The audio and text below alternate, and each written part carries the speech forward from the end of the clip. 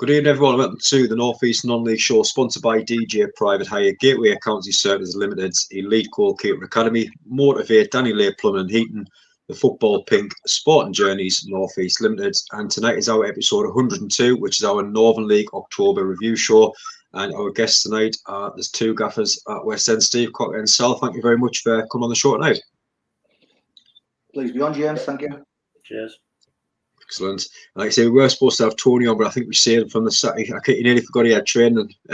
So luckily you remember the night before last, so I think we saved him. But hopefully I'm on the show in a few weeks' time as well, though. But tonight we're going to be going through Northern League Division 1 and Division 2 in October. But starting with our guests tonight, and starting with yourself, Steve. October, played 5, won 5. It's been a great month for West End, hasn't it? Yeah, it's been an excellent month. Lads have been absolutely outstanding. Couldn't really ask any more of them. They've played really well. They've stuck together. I think the thing for us is we've had a lot of players coming back from injury, because at the start of the season we picked up a heck of a lot of injuries. I mean, at one stage I think we had 12 players out of the squad that were probably in contention were injured. So it was a bit of a stretch for us. We competed in quite a lot of the games. Some of the games we didn't. I put that down to the fact that we didn't have that continuity of squad. But since that, I'd say probably since the middle of September, the results have improved because we've got the players that came back from injury, and now we've got a squad that's pretty much settled. We've only got a small squad, but like one or two more players, but it's going well. The most important thing, what me and Sal spoke about a lot, is the dressing room's been fantastic. The togetherness in the dressing room's been superb, and it's down to the boys. The boys are doing really well, so we're really pleased. Yeah, and I think as well, so like Steve just touched on there, I think there's a togetherness now. You've got the players there. I think the last few games has been pretty much the same squad and the same kind of lineup. And that's what you need sometimes, a bit kind of everyone together and pushing the same direction. Definitely, yeah. There's a lot to be said for kind of continuity, and like Steve said, it's the same for every club, I guess. At the start of the season, with it starting in July, it's holiday season, so you've got people missing all the time. It's very difficult for that first sort of 4 or 5 weeks to get that continuity. For us as well, I think we had a really tough start of the season fixture-wise. I think after 8 games, I think we played 6 of the top 7, and most of them are still in their positions now. And we took a couple of heavy defeats, but the mood was always good, and we knew that we couldn't run a games where we'd start picking up points. And like Steve says, come middle of September, that settled down. We started getting the odd 3 points on the board, and then we've just came to a run of games there where we've obviously got 5 wins on the bounce, and the energy around the group now, and you can feel it when you walk in the changing room, kind of, Cocker, they're buzzing, and long may it continue. Definitely. And I think as well, Sal, I think you mentioned the good feel factor, and I think it's on the pitch and off the pitch is just a buzz when you're going out the match at the minute. It's brilliant, isn't it? Massively. And I think, to be honest, that's been the case since the summer, and a lot of it comes from stuff behind the scenes with yourself and your Club 25 and getting the local community involved. There's been a good feel around the place all the way through. And I think with the reserve team as well, you've got a lot of young lads from the local area involved in that, and they're doing well in the Wearside League. So it's good. And obviously when we're picking up points and competing against decent teams, and we're mid-table and not down the bottom, that all brings it together, and the energy around the full club's excellent at the minute. Yeah, and just today, Steve, obviously your name's in the hat now for the North East Non-League Show October Manager of the Month. And I think it'd be nice for yourself to win it with Sal and the group of lads and kind of say this is what we've done in October, and it's nice to see kind of the hard work that you put in, isn't it? We've done well in October, but it's not just about October, is it? We've got the bounce into November. We've got to try and keep the run going as such. Ultimately, we're going to get beaten games, and that's how it is. That's because this league is the way it is. Those teams are going to beat each other. But if we can just continue to keep the form to a level where we're competing week in, week out, and we try and hopefully just keep where we're at now and stay in about the area where we're at. We're not looking above, we're not looking down at the moment. We're just trying to stay where we're at. That's where we're at the moment. We feel as though things are going really well, but they could be better, but they certainly could be a lot worse. So both feet on the ground. That's from all of us at the club. That's not just myself and Sal. It's the players. It's the committee. It's everybody at the club. We just have to remain calm, and we just got to try and make sure that we just continue to do what we're doing. And if we can just pick a few more results up and do quite well, then we'll be very happy. But no, pleased with where we're at the moment, and it's exciting times. Yeah, 100% agree with that one. And on to obviously Division One, and I just want to say as well, I know it's not the Northern League, but a massive congratulations to Blythe and obviously the fans have taken over the club this evening. Massive news come out of the North East, so wishing them the very best of luck and hopefully manage to survive and kind of push the club forward. But getting back to the Northern League Division One, Sal, and I mean we mentioned the top three a lot of the times, and we've got Redcar. 4 wins in the league in October, Blythe unbeaten in 5 games, and Borough Rangers a couple of draws and a couple of defeats start to slip away from that top 3. But I think I said before the start of the season, I kind of shocked a few people. I said I really fancy Blythe Town to win the league, and a few people kind of questioned that. And I think I've seen them a few times down the hub last season, especially towards the end of the season when they had to come and play some of the teams that were higher in the hub, and they're a good side. I mean, what's your thoughts on the top 3 in Division 1 this season? Yeah, I think to be honest, I'm not surprised that them 3 are holding their positions at the moment. The 3 teams I would probably expect to be up there. There's a couple of others, your Shildens and your Blue Star. I think they're capable of getting involved in the mix as well. But certainly with Blythe, obviously, like you say, you fancied them yourself. I think anyone who followed Division 2 last year would say the same. That there's no surprise at all for me that they're right at the top. They're a very good team. They've improved again since last year, and to see them, I think they're sitting second at the minute. It's no shock at all. Borough Rangers, again, they're a team that have come through the leagues and they're progressing every year. I think they went up a couple of years ago, stabilised last year in Division 1, and now they're looking to push on, and they're again in the mix, and it's no surprise to me. But I think Redcar look was the ones to beat, to be fair. I think they've got a really good squad of players, good management team. And I just think that whoever finishes above Redcar will be the ones who get that automatic promotion spot. But whether anyone can disturb them 3, I'm not sure. But I think Shildon seem to be finding their feet a little bit recently. They fancied them before the season started. And Blue Star going well as well. So, yeah. And Gisborough, since the change of manager, Gisborough have picked up. So, yeah, it'll be an interesting end of the season, I think, in Division 1. Yeah, very exciting. I think as well, Steve. I mean, looking at the 4th place down to 11th, it just shows how open both leagues are, really. But 6-point swing between 4th and 11 in Division 1, which you don't normally see, and it's quite crazy. Like you say, some of the sides that's in there. But I mean, looking at some of them, West Auckland losing, obviously, Josh Scott to Stockton, which is a huge blow. Obviously, the lads flying already at Stockton. You've got the likes of Kendall, Blue Star in there. Obviously, Shildon, as you mentioned, picking up points. Mars, North Shields, Gisborough. There's just a lot of good teams who just need that good run of form. You never know, can break into that top 3. Got some cracking size in that little point swing that we're talking about there, isn't there? Yeah, well, like you say, I think for me, the one I've looked at is Gisborough Town, because obviously since the new management teams came over, Steve Conley and his backroom team, since they've came into the club, they've obtained their fortunes there. They've pushed right up into it now, so they're involved in the mix. So he's obviously done things there to turn it around, which is fair credit to him. It comes as no surprise to me when Newcastle Blue Star, because we've got some good players there, and it's a good club. It's a very good club. It's run properly, so that comes as no surprise to me. Kendall Town, bit of an unknown to start the season, whether they're going to be in the league, when they're going to be in the league. But they've come into the league and they've surprised a few of them, and they're holding their own and doing very well. So very pleased for them. But I'm going to be honest with you, there's something about, I know they're not between the 4 and 11, but there's something about Blythe Town.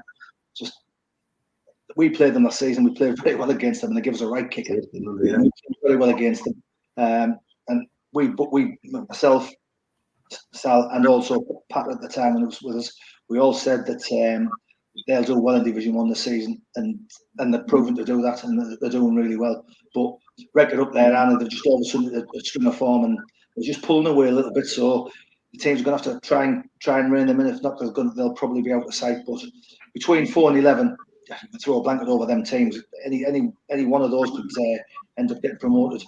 Really, if you look at it in the playoffs. Some cracking sides in there. And as well, Sal, I mean, we'll touch on Division 2 shortly as well, but the Northern League in general, why do you think it's just so open this season in both divisions? It is, yeah. It's, like you say, both divisions are just, if you look at the league tables, it's kind of a mirror image. You've got 3 or 4 teams pulling away a little bit at the top, and a couple of teams at the bottom struggling a bit. But then you've got 14 or 15 teams in both divisions who, they can all beat each other, and they all are beating each other. You could never pick an acca out, could you? And you'd never get a winner. And it must be good for like the neutrals and the ground uppers who go around the games, because the chances are you're going to get a competitive game. It's hard to put the finger on why it's so kind of open this year compared to other years. But I definitely think it's a good thing. It makes it more interesting for me.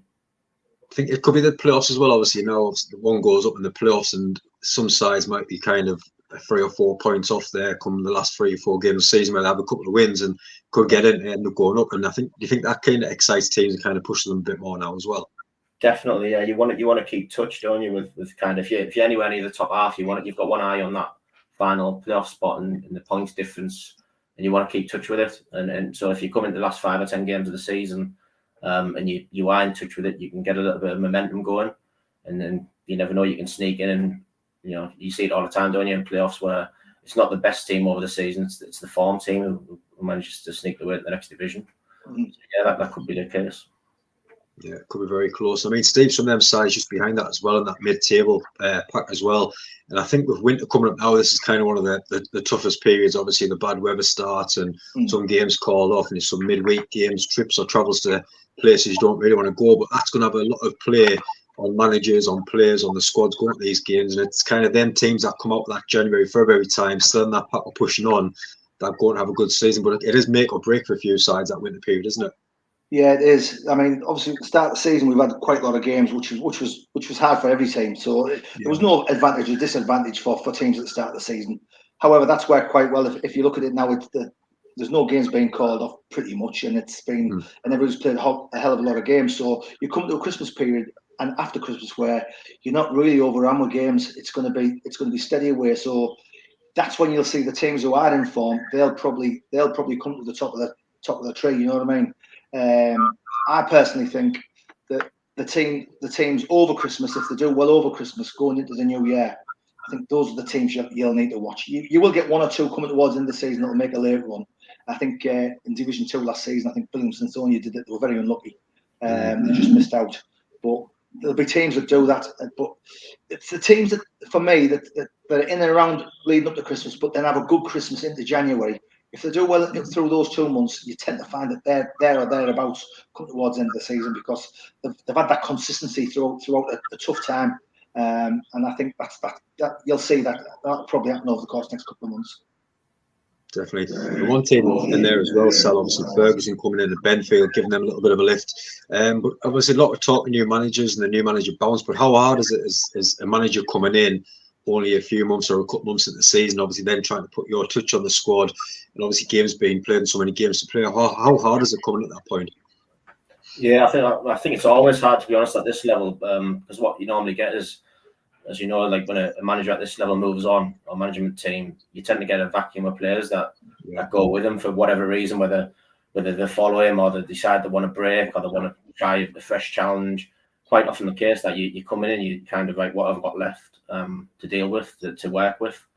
So I definitely think it's even harder, as you said, during the season because people have committed to teams and they're settled and they don't want to move. So I think you've got to be patient and you've just got to kind of, like I said, look at what you've got, look at where you think you need to improve, but getting the right people in isn't easy. And you've got to be patient in doing that rather than just signing players for the sake of signing them. You've got to be patient to get the right people.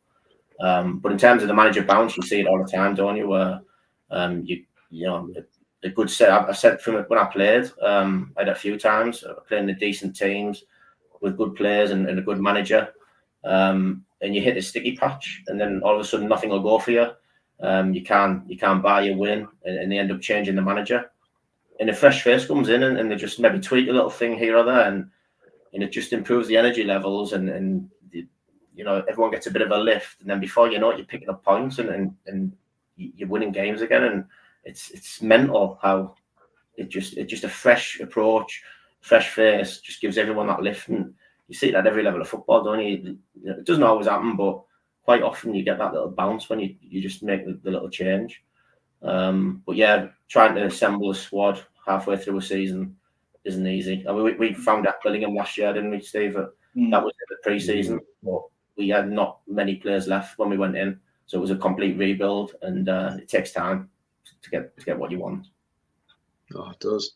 And Steve, some sides down the bottom, I think I'm quite pleased with this one this season, where I don't think the fans will be at them teams who's down there, but it looks like it's going to be a scrap for relegation as well. For the last couple of, say, 3 or 4 seasons, there's always one team that's gone down and there's been a massive point gap. But there's a couple of teams down there now. I mean, you look at the likes of Seagham struggling, and a few sides that's starting to slip into that as well. But obviously, Towel are fighting back now as well. And it's going to be really tight come the end of the season, up the top, in the middle, at the bottom.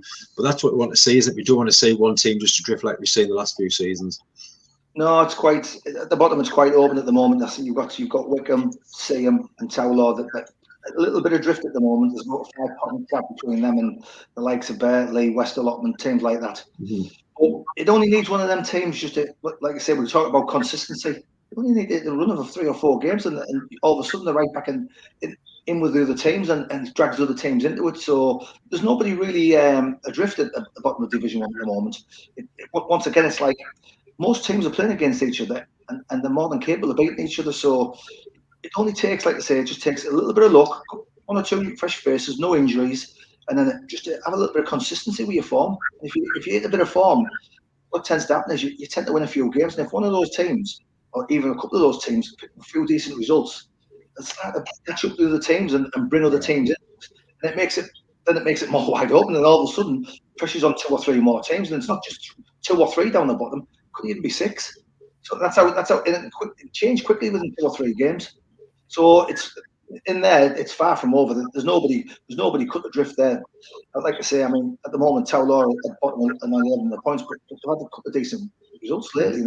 So they've got an opportunity if they, like I say, get a couple of more wins and then possibly catch up to other teams and put a bit of pressure on other teams. And then what you'll tend to find is one of those teams get involved in a bit of a dogfight, see how they react to it. So you want to see that. You don't want to see teams just floating away at the bottom and they've gone and they're forgotten about. You want to see these teams showing a bit of teeth and fighting and hopefully get back. And it makes it, once again, we go back to the neutral. It just makes it more exciting for the neutral and makes games a bit more competitive when they're playing against each other because they've got something to fight for. So, like I say, that's first division, but I think it applies to every league you're playing really, and you don't want to see teams cut the drift. Just hopefully them teams can just pull themselves back into it and give themselves a shouting chance. But they've got an opportunity. They're not far away, so fingers crossed they can pull back in. Like I say, it only takes a 1 of 2 or 3 games, and before you know it, they're being out the bottom 3.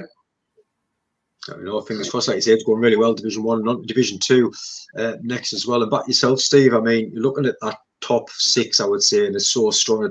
Personally, I think it's going to go right down the wire with some teams now. I mean, Yarm, October unbeaten, great month. Horden unbeaten in the league, October. Then you still got the likes of Jarrett, Esh, Wright, and Thornaby coming at that as well. I mean, we've played most of them teams now. I mean, what's your thoughts on them teams that you've played, and who's been the standout one for yourself? Well, for me, the standout team, I mean, we played against Eshin, and the night we played against them, they played really well that night. They were outstanding. As much as we weren't very good that night, they were outstanding. But the one for me, out of all those 6, is Horden. Horden for me have showed consistency. They've showed consistency with the squad. They've got some young lads in there, but they've got some very experienced footballers in there who do a good job, and they're a good group. You see the group before the game, after the game. The togetherness is there. It's great to see, and I think Johnny and Andy are doing a really good job there. Barring that, listen, they've had some good form and they're playing really well at the moment. And when you play really well, there's no surprise you string results together. And they've beaten good teams. They've just beaten mediocre teams. They've beaten good teams, and they're top for a reason. So they've done really well. But the question you've got to ask yourself is: they're up there. Can they keep that consistency? Yeah. They've got a decent squad. They've got some good players playing with them, and listen, the managers are doing really well there. So that's off to them. But they're doing really well. But you can't discount Wrighton, Jarrett. Jarrett have been really good. When we played against Jarrett, we played well against them in the Vars, but then in the second game, they handed it to us. So they're a good side. I don't know where they are with players at the moment. I think they've got a couple of injuries, but Kenny's done a good job there. He's got a good feel, good factor within the club, and the style of play is really good. So they'll be there or thereabouts. And Wrighton really, when we played against Wrighton, I thought they played really well the day we played against them. I thought we played well, but they had that cutting edge when it really mattered. And then they got 2 late goals, and we thought we were going to get away with maybe a point, but we didn't because they had the good players but they've got a good squad. They've got some, once again, older heads, but the players they've got they're a good bunch of lads, and once again, they've got a shout of going up, whether through the playoffs, whether it be as champions. For me, I'll be honest with you, I think it's Horden. I think if I was to put me under anybody, I think Horden, if it was me, I think they're the best team we played this season, and that would be my tip for them to go up as champions. For the rest of them, the other 4 or 5, I don't think you can split them at the moment. Yeah. More to play next month as well, so we're looking forward to the salami. Yeah. No, it's really tight up there. It's refreshing to see that, like I say, Blythe last season pulled away and Chet won it by a country mile, but this season it's tight, and once again, I'm saying Horden, but if Horden have a little bit of dip in form and lose a couple of results, all of a sudden these teams string runs together, then Horden could end up in 5th, possibly 6th place. It's that close. And let's not just count Thornaby, because Thornaby is starting to hit a bit of form as well, aren't they? Just so let's not count them either, because Dino's doing a cracking job of Thornaby as well. So let's not just count them, because they're doing okay.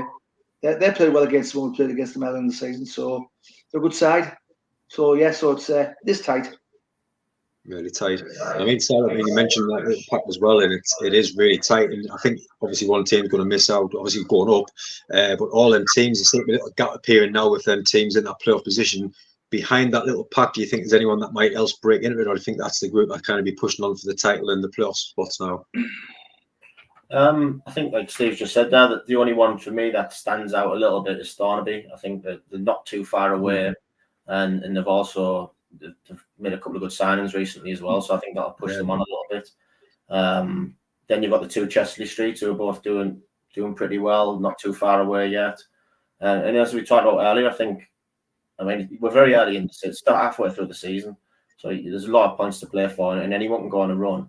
So I think anyone around the top half of the table, like we said, be keeping an eye on that 5th spot and thinking, can we keep that gap small so when we come to business end of the season, we can put a run together and sneak in there.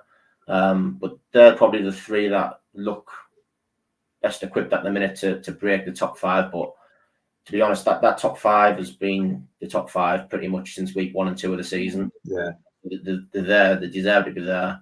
And I think for anyone to break into them, they're going to have to show this even better levels of consistency than those teams have. Because I think they'll take some interrupting, because they're all top teams.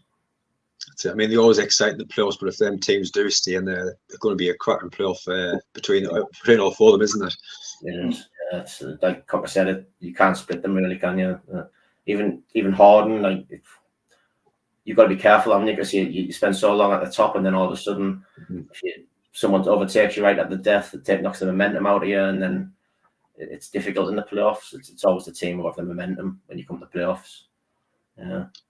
Definitely. And I think as well, Steve, just behind that, I mean, you've got yourselves now in that top half, the likes of Chelsea Street, United, Chelsea Street Town in there, Prudder, FC Hartlepool, Benton's still in there as well. But I think it's all about those teams, like you've done in October, putting that run together and just hoping that one of those teams will kind of go on a little spell where they can't pick up a win to save their life. And you just never know. You might take one of those spots for them teams that's looking up. And I think that's what you've got to kind of do in that pack now, is just keep winning those games and just praying that them teams above us start dropping the points, don't you? Yeah, like I say, we've got to a good position, which we're very pleased with. But as you said, we're trying to keep there. We're trying to stay there. We're trying to hold on in there. That's the most important thing for us at the moment. But you look at the likes of Chester Street Town, a good side, very good side. Chester Street United, good young side, well drilled. Bedlington, obviously they've got the new manager. They've brought a bit of an exodus of players going in and out, so out and new players in. And Prudder have done really well. Not forgetting FC Hartlepool, they've had a good start of the season. Dropped a little bit, but they've seemed to have picked up again. So all these teams that can't be discounted. And some of them have obviously got their eyes in the playoffs. So even now that they're still looking up above them and thinking, well, you know what, we could probably catch that top 5. And it's possibly could, because like we go back to it, if there's 1 or 2 teams in that top 5 slip and the teams below them pick up, there's still that opportunity of getting in there in the playoffs. Let's not forget, we're only halfway through the season here, 21 games played. Some teams haven't even played that, so there's a lot of football to be played and a lot of games to be played and a lot of points to be won and lost. So yeah, it's still a lot to play for, even in mid-table, because the mid-table teams could possibly grab out of the playoffs. Likewise, they could probably get dragged into the relegation battle. So, it's the good thing about this league is it's wide open. On any given day, each team can beat each other, and I think that's been proven this season, because there's no major gaps throughout the league. So honestly, Bolton really struggled to start the season, but they've picked up and they're doing really well. I wasn't there when the played against us in the way. Obviously, Salah was, and other people have said how well organised. But no, there's lots to play. Yeah, and I think as well, Sal, I mean, you talk about how open Division 1 was, and you look at Division 2 now as well, and I think from 13th place down, I think it's 21st place, it's a 12-point swing, which is absolutely crazy. And I think I've watched most teams in Division 2 this season, and I think the best thing that ever came up was this app with the latest scores. I think sometimes you look at the scores, you think, hold on, that can't be right. And it is, like you say, some teams like to go out and win 1 week 3-0, the next week they get beat 5-0. You just think, wow, like what's going on? I mean, any teams in that pack kind of that's been down there that you've played against, so you kind of think, look quite shocked with that. I don't think so massively. I think probably just based on last season, you probably looked at Bedlington and Sinners and expected them to be higher. Yeah. Obviously, it hasn't worked out for them in the first half of the season, but they've both recently changed managers, and they'll be looking to have a much stronger second half of the season. And like Cocker said, put that run together where they're in touch with the playoffs come April. So they're the two obvious ones. I think the 3 teams who came into the league have all done reasonably well. They're competing in games. Darlington especially are right at mid-table, so they won't have no complaints. I wouldn't have thought. For me, based purely on teams we played against, Newcastle University are the ones where the day we played them, we were really poor. Don't get me wrong, but I just thought that we must have caught them on a bad day, because I thought they were excellent. They were very good in and out of possession. They were clinical in front of goal, and I think the beat was 6-1 on the day, and deservedly so. Like sometimes you get a heavy defeat and you think, well, it wasn't a 6-1, but that was a 6-1, and they thoroughly deserved it. So when I look at where they are, they're about 14th or 15th, I think, and I think, well, that team will beat us. I would expect to be quite a bit higher. And I know they've got, maybe being the university, the player availability is maybe a factor for them. Yeah.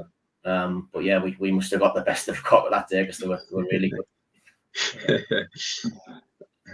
And I think as well, Steve, I mean, looking down towards the bottom now, and I think with Washi, they did pick up obviously that one late September win, but lost all 3 games in October. I think now they just need something special to kind of stay up. And obviously they did last season, but it could be they're kind of looking over the shoulder now of how many teams will actually go down next season by the looks of it, isn't it? Yeah, 4 points. It's tough for them at the moment. You just hope that they can start the fortunes start to change. And I know there's a new management team going in there, and it's a tough ask for them. But there's still, once again, we go back plenty of games to play. But they really need to start winning games, because if they don't, and teams above them keep on winning, they're going to be in real trouble. And once again, what you don't want, and I keep saying it, I said it about the festival, you don't want a team to just be marooned and gone and forgotten about. It happened with Brandon last season.